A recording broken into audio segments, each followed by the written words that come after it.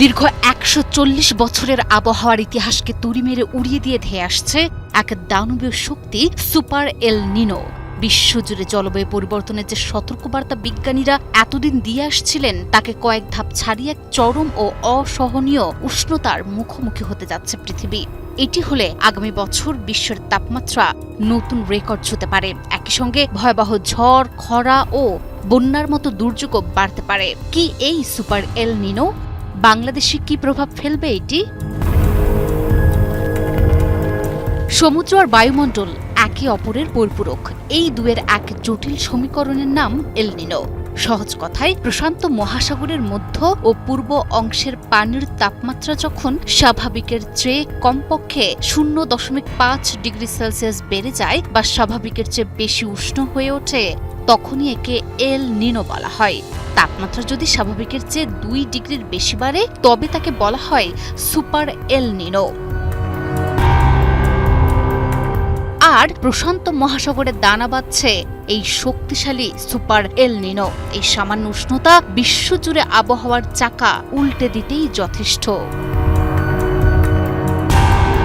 মার্কিন জাতীয় আবহাওয়া সংস্থা বলছে, সাধারণত 3 থেকে 7 বছর পর পর এই পরিবর্তন ঘটে। তবে এবারের প্রেক্ষাপট ভিন্ন। এবছর গ্রীষ্মে আবহাওয়ার এক চরম রূপ দেখতে পারে বিশ্ব।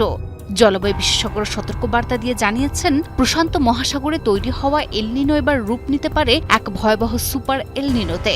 এর প্রভাবে আগামী বছর বৈশ্বিক তাপমাত্রা অতীতের সব রেকর্ড ভেঙে ফেলার আশঙ্কা রয়েছে। গত ১৪০ বছরের মধ্যে সবচেয়ে শক্তিশালী এল নিনো হওয়ার বাস্তব সম্ভাবনা রয়েছে এবার। এই আবহাওয়া চক্রের প্রভাব হবে চরম ও বৈচিত্র্যময়। একদিকে অস্ট্রেলিয়া, ভারত, দক্ষিণ আফ্রিকা ও আমাজন রেইনফরেস্টে তীব্র তাপপ্রবাহ ও খরা দেখা দিতে পারে। অন্যদিকে যুক্তরাষ্ট্রের দক্ষিণাঞ্চল ও মধ্য দক্ষিণ এশিয়ায় হতে পারে অতিবৃষ্টি। যদিও এই বৃষ্টি খরাপ্রবণ এলাকায় কিছুটা স্বস্তি দেবে, তবে বিজ্ঞানীরা সতর্ক করেছেন যে এটি দীর্ঘ মেয়াদে পানির সংকট না মিটিয়ে বরং হঠাৎ বন্যার ঝুঁকি বাড়িয়ে দিতে পারে।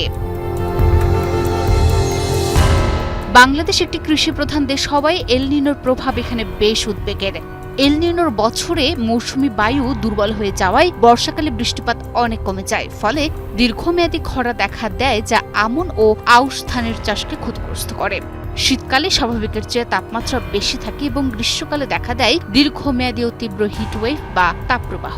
এটি কেবল কৃষিতে নয়, বরং দেশের সামগ্রিক অর্থনীতি এবং খাদ্য নিরাপত্তার উপরও চাপ সৃষ্টি করে। ইতিহাস বলছে, 2015 সালের সুপার এল নিনোর সময় ইথিওপিয়ায় ভয়াবহ খরা এবং পুয়ের্তো রিকোতে চরম পানি সংকট দেখা দিয়েছিল। বিশেষজ্ঞরা বলছেন, আগামী কয়েক মাসের মধ্যেই এল নিনোর ভয়াবহতা সম্পর্কে আরও স্বচ্ছ ধারণা পাওয়া যাবে। তবে প্রকৃতির এই সম্ভাব্য রুদ্র মূর্তি মোকাবিলায় এখনই বিশ্বজুড়ে প্রস্তুতি নেওয়া জরুরি বলে বিশেষজ্ঞরা মনে করছেন।